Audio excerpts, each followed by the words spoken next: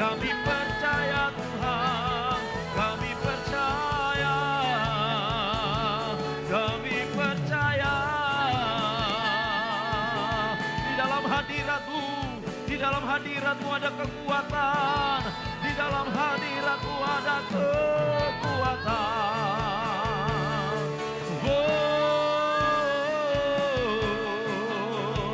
Haleluya.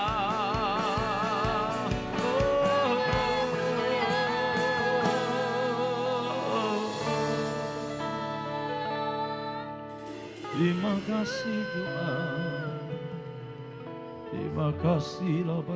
Syukur, syukur. Terima kasih Tuhan.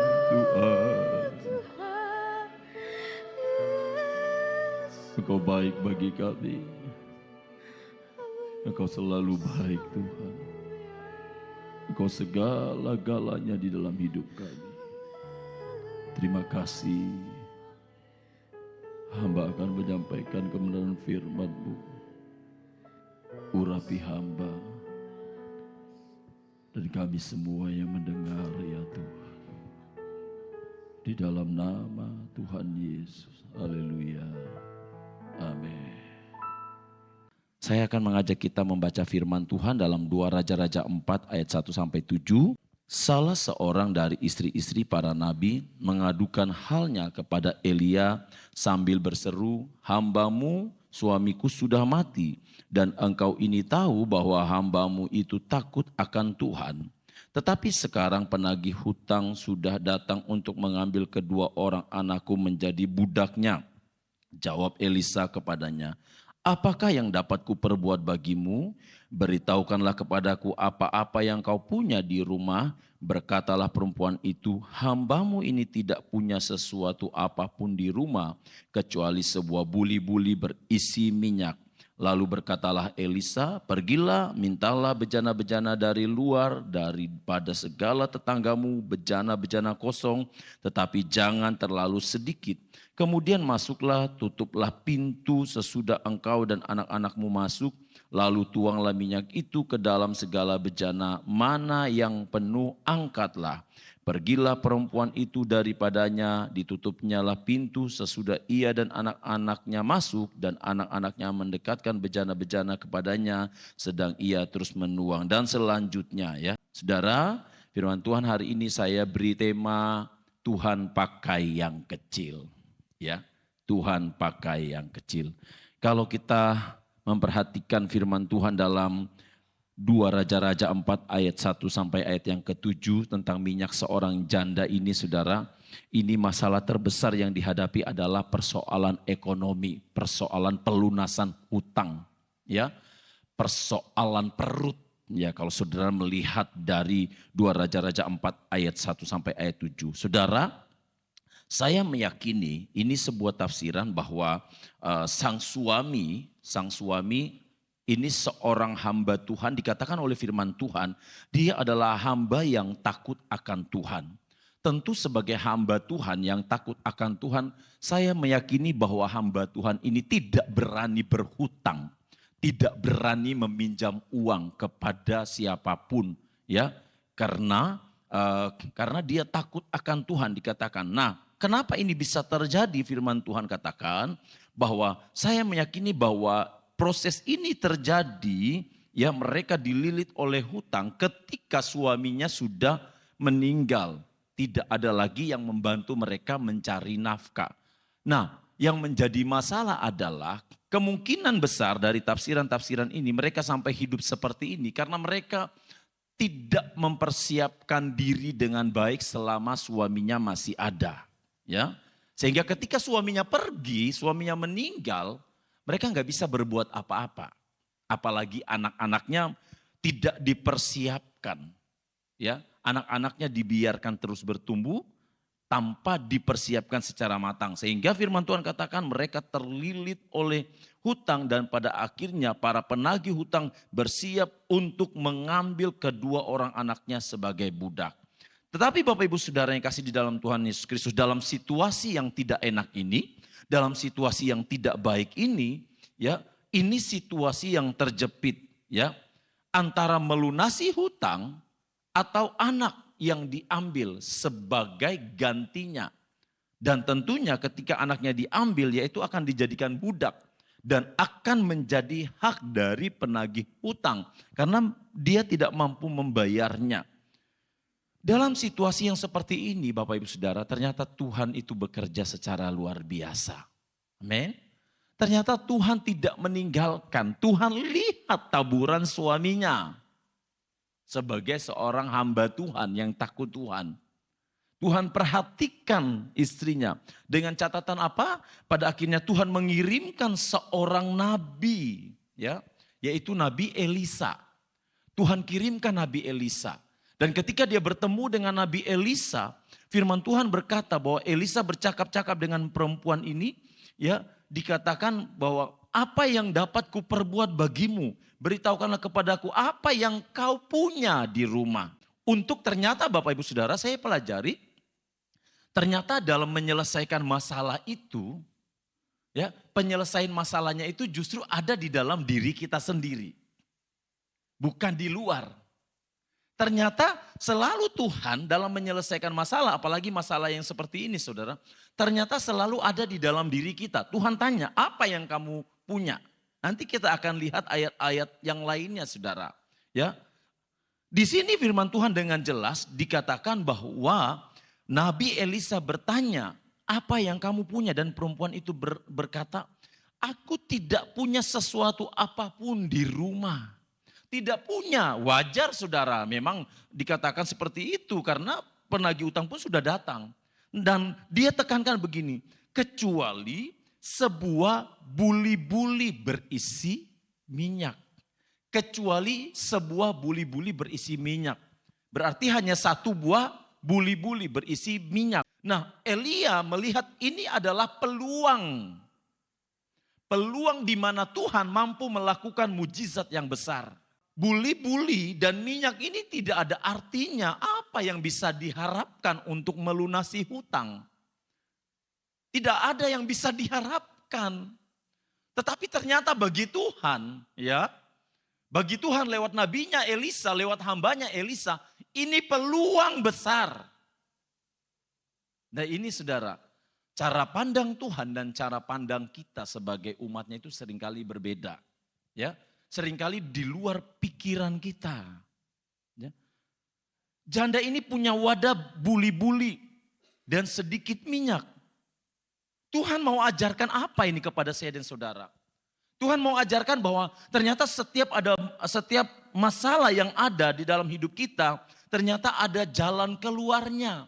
Dan justru jalan keluarnya itu ada di sekitar kita, ada di dalam diri kita sendiri. Bukan dari luar. Orang-orang yang menyelesaikan masalahnya Bapak Ibu Saudara, tentu dia akan selalu harus membangkitkan dirinya sendiri. Iya kan? Dia harus membangkitkan dirinya sendiri untuk dapat menyelesaikan masalahnya. Kita melihat contoh yang lain dari selain seorang janda, minyak seorang janda. Kita lihat contoh yang lain dalam 1 Raja-Raja 17.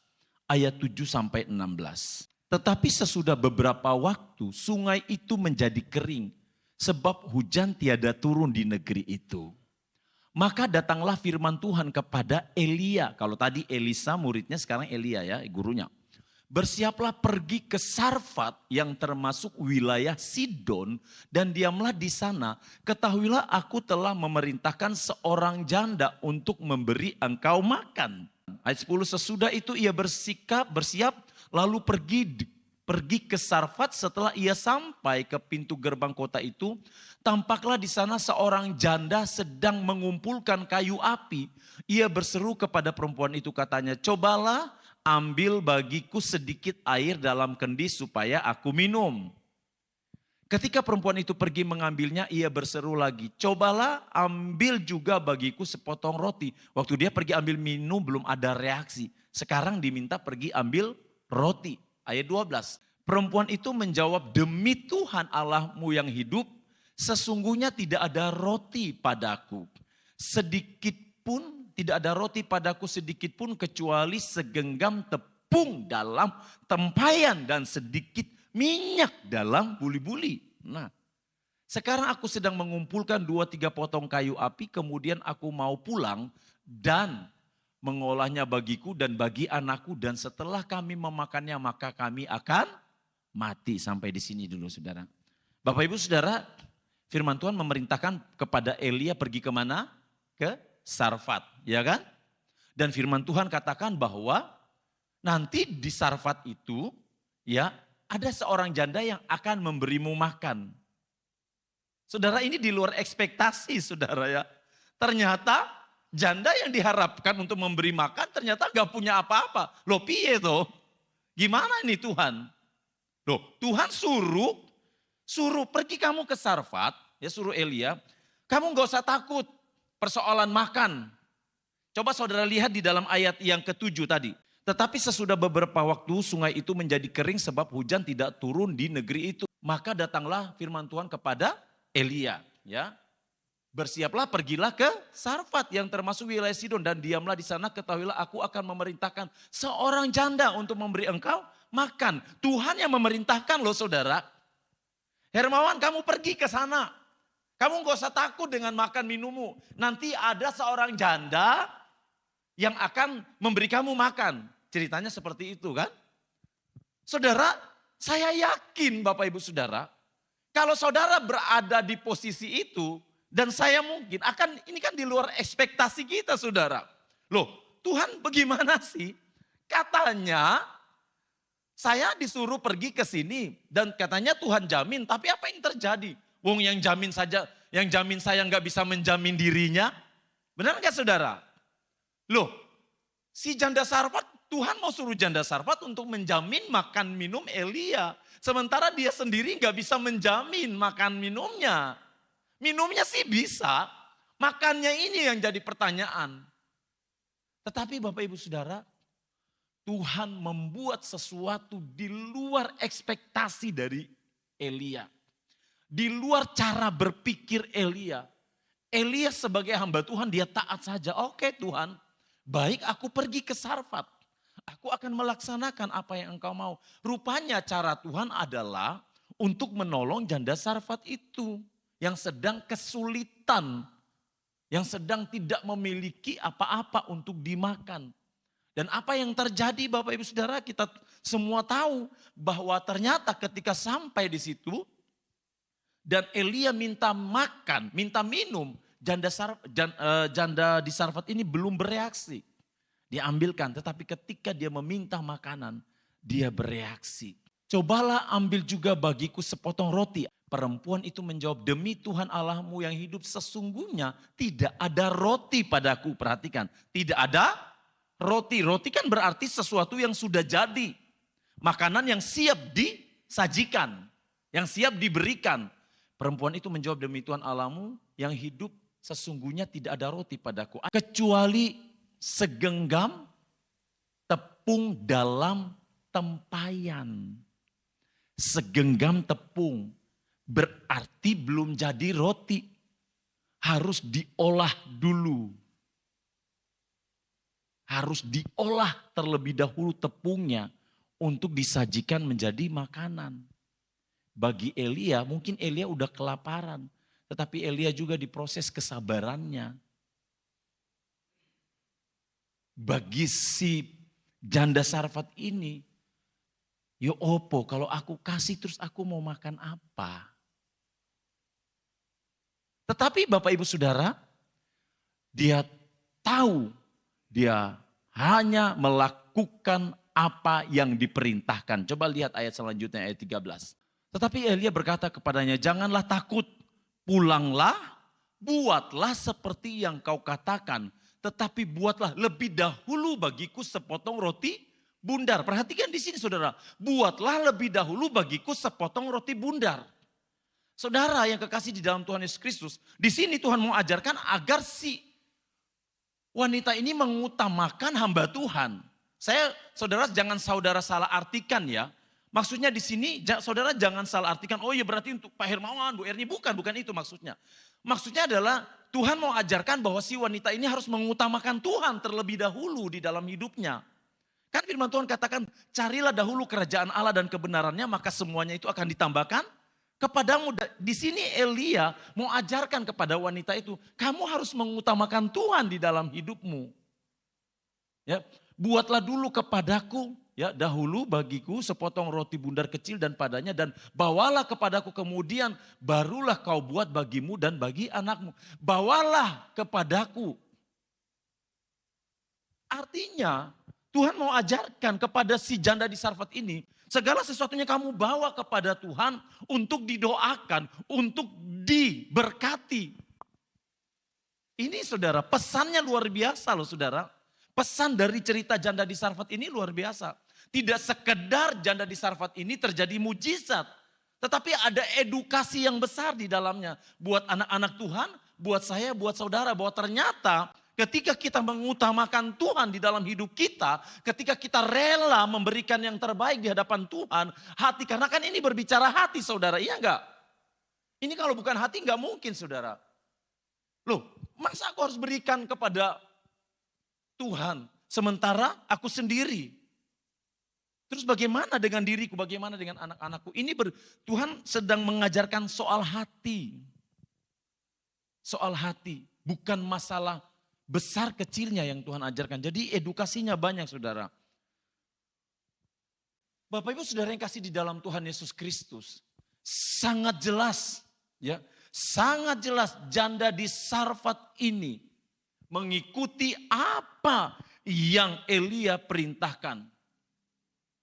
Elia hanya mau janda ini taat dan percaya kepada Tuhan dengan sungguh-sungguh.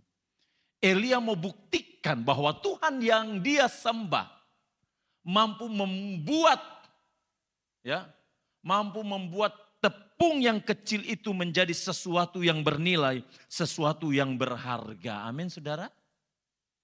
Ya inilah kalau Tuhan bekerja. Coba kita lihat kelanjutannya. Ayat 14. Sebab beginilah firman Tuhan Allah Israel, tepung dalam tempayan itu tidak akan habis. Dari yang kelihatannya kecil, dari yang kelihatannya hanya sedikit saja. Tepung dalam tempayan tidak akan habis dan minyak dalam buli-buli itu pun tidak akan berkurang. Saudara, kalau Tuhan mau bekerja, Tuhan akan selesaikan tuntas. Tidak setengah-setengah. Tuhan yang suruh kan? Tuhan yang suruh. Beda kalau manusia yang suruh.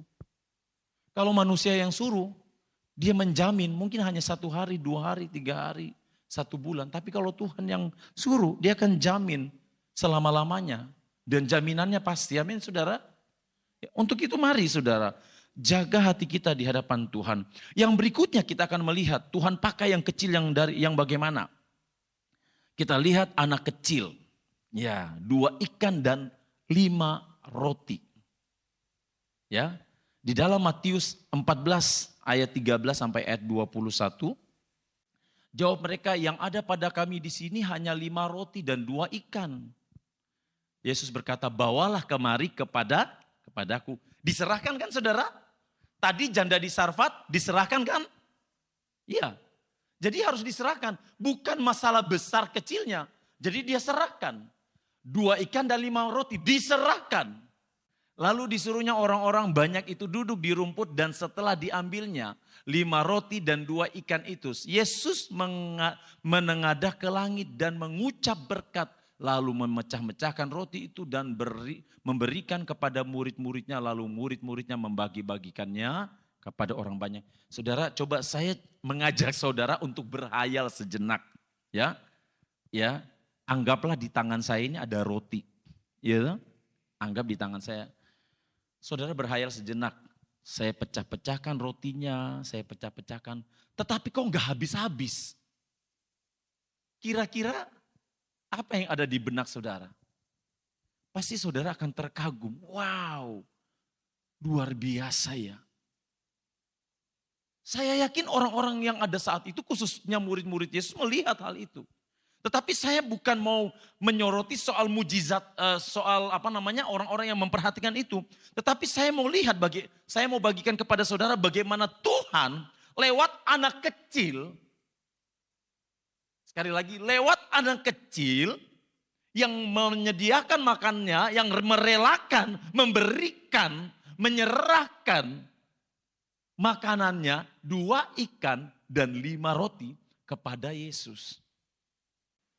Saudara, Tuhan itu kalau mau pakai tidak melihat besar kecilnya. Ya, saya ulang-ulang katakan. Dalam cerita 2 ikan dan 5 roti di mana Yesus memberi makan 5.000 orang, Tuhan memakai anak kecil ini. Anak kecil yang notabene itu ya tahu sendiri anak kecil kan dia akan selalu mempertahankan apa yang dia punya. Tetapi saudara, dia merelakan dari 2 ikan dan 5 roti. Apa yang kita bisa pelajari? Yang kita bisa pelajari dari 2 ikan dan 5 roti ini bahwa segala sesuatu yang kecil bagi manusia, yang jumlahnya terbatas bagi manusia, bagi Tuhan tidak terbatas. 2 ikan dan 5 roti memberi makan 5.000 orang, gak mungkin. Iya kan? Terbatas. Sangat terbatas. Sangat terbatas. Tetapi inilah saudara. Ini bukan hanya sangat terbatas saudara. Minim. Yang makan hanya 1 orang nih. 2 ikan, 5 roti. Saya kalau makan ikan saudara ya. Kalau ikan jangan ditanya. Saya suka beda. Kalau daging-daging saya tidak terlalu ini. Tapi ikan-ikan, aduh. 2 ikan dan 5 roti mampu memberi makan 5.000 orang. Dan mujizat terjadi. Yesus mau kasih tahu bahwa aku berkuasa melakukan segala perkara. Tuhan mau sampaikan kepada umat Tuhan dan khususnya murid-murid bahwa ketika ada ucapan syukur di dalamnya, sekecil apapun berkat itu menurut ukuran manusia akan selalu berkelimpahan. Amin saudara? Iya. Menurut manusia kecil, tapi kalau kita bersyukur, makanya kan Tuhan dikatakan oleh firman Tuhan dalam Matius tadi kan saudara, dibawa kepada Tuhan, lalu didoakan, Yesus memecah-mecahkannya dan mengucap syukur. Semua saudara, segala sesuatu yang kalau katanya itu kecil, kalau ada ucapan syukur di dalamnya, saya yakin yang katanya kecil itu akan jadi luar biasa. Bahkan yang katanya kecil itu bisa menjamin 5.000 orang laki-laki. Belum termasuk perempuan dan anak-anak. Tuhan mau ajarkan kepada saya dan saudara untuk apa? Tidak memandang remeh setiap berkat Tuhan. Saudara, dalam dunia kerja, dalam hal apapun, saudara sekali lagi saya ingatkan, jangan pernah berkata ini hanya sedikit, ini hanya sedikit, ini terlalu sedikit. Enggak saudara, enggak bisa seperti itu. Kalau kita percaya kepada Tuhan, yang sedikit itu Tuhan bisa lipat gandakan. Ya, enggak ada istilah sedikit di dalam Tuhan. Kalau itu dari Tuhan, kecuali saudara tidak berusaha, iya kan? Tapi kalau saudara sudah berusaha, saudara sudah bekerja, saudara sudah serahkan kepada Tuhan semuanya, terus memang hasilnya seperti itu saya yakin Tuhan punya rencana yang besar kok saudara dalam hidup kita. Sebab kalau Tuhan sudah berencana, Tuhan akan menyelesaikan semuanya. Tuhan ajarkan ya. Jadi jangan anggap remeh setiap berkat Tuhan yang datang di dalam hidup kita. Bapak Ibu Saudara, apapun yang datang dalam hidup saya apapun yang Tuhan kirim ke saya, pasti saya pergunakan sebaik mungkin. Saya pakai. Karena saya tahu itu adalah berkat Tuhan. Apapun itu saudara, tidak terkecuali. Saya akan pakai, saya usaha memakainya. Jadi Bapak Ibu Saudara, kita harus selalu mengucap syukur kepada Tuhan atas apa yang Tuhan sudah berikan di dalam kehidupan kita. Nah saudara, apa yang Tuhan tunjukkan? Ya, apa yang Tuhan tunjukkan dari hal yang kecil di dalam kehidupan kita? Kalau tadi saya sudah jelaskan tentang janda di Sarfat, minyak seorang janda, ya, tentang Matius 2 ikan dan 5 roti. Bahkan kalau saudara lihat dalam cerita yang lain juga tentang Musa hanya sebuah tongkat. Apa sih artinya tongkat? Ya kan? Apa sih artinya tongkat? Tapi ternyata dengan tongkat itu Tuhan mau bekerja secara luar biasa. Membelah laut Teberau dengan sebuah tongkat. Apa sih artinya tongkat, saudara? Masuk di akal enggak? Tongkat Musa melawan para tentara-tentara Mesir. Belum lagi kalau saudara lihat Daud, 5 batu licin yang diambil di kali. Batu mau lawan dengan Goliat punya alat-alat perang. Aduh saudara ya, gak mungkin saudara. Tetapi itulah, karena sekali lagi semua itu menyangkut hati kok. Kembali lagi ke hati kita, amin saudara. Kembali lagi ke hati kita. Hati kita ini bagaimana dengan Tuhan. Ya, jadi Tuhan mau tunjukkan bahwa kuasanya tidak dibatasi oleh jumlah. Kuasanya tidak dibatasi oleh ruang dan waktu. Mustahil bagi manusia, tetapi tidak ada yang mustahil bagi Tuhan. Saudara bisa lihat di dalam Lukas 1 ayat 37. Sebab bagi Allah tidak ada yang mustahil. Saudara percaya enggak sih ayat ini? Saya mau tanya kepada saudara. Saudara percaya enggak sih ayat ini? Sebab bagi Allah tidak ada yang mustahil, amin. Ini bukan hanya persoalan jaminan perut saudara, soal kebutuhan ekonomi. Ini seluruh aspek kehidupan manusia. Di dalam ayat ini Tuhan mau kasih tahu bahwa tidak ada yang mustahil bagiku. Semua aku bisa lakukan. Ini semua saudara. Bukan hanya masalah jaminan makanan, minuman. Bukan hanya masalah kesehatan. Tetapi seluruh yang ada di dalam hidup kita. Ini saudara. Tidak ada yang mustahil bagi dia. Apa yang saudara alami? Dalam pekerjaan, dalam keluarga, dalam rumah tangga. Atau ada hal-hal lain yang saya tidak mengerti. Ayat ini diimani, saudara ya. Ini ayat ini kalau saudara imani, saudara akan melihat bagaimana Allah bekerja luar biasa di luar nalar saudara. Itu loh saudara. Di luar pikiran saudara. Kalau saudara mengimani. Tapi kalau saudara tidak mengimani dengan sungguh-sungguh, saudara tidak akan pernah mengalami yang namanya sebab bagi Allah tidak ada yang mustahil. Jadi mari saudara ya, Tuhan mau tunjukkan kepada saya dan saudara, Tuhan mau sampaikan agar kita tetap percaya kepada-Nya. Haleluya. Aku punya Tuhan yang besar, yang telah berjanji dan sanggup menggenapi imanku bersepakat percaya kuasanya. Ku terima sekarang kemenangan darimu. Aku punya Tuhan yang besar, amin, yang telah berjanji dan sanggup menggenapi imanku bersepakat percaya kuasanya. Ku terima sekarang kemenangan darimu. Mari sekali katakan bersama-sama.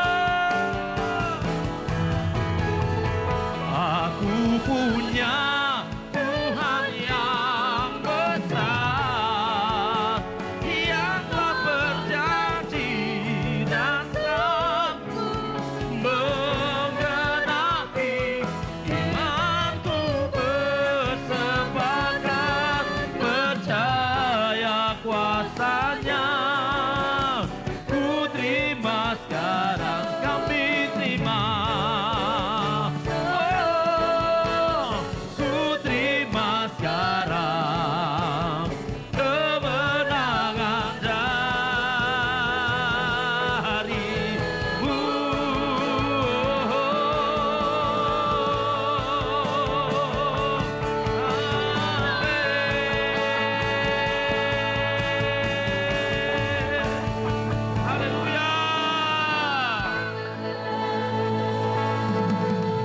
kasih untuk kebaikan-Mu di dalam hidup kami.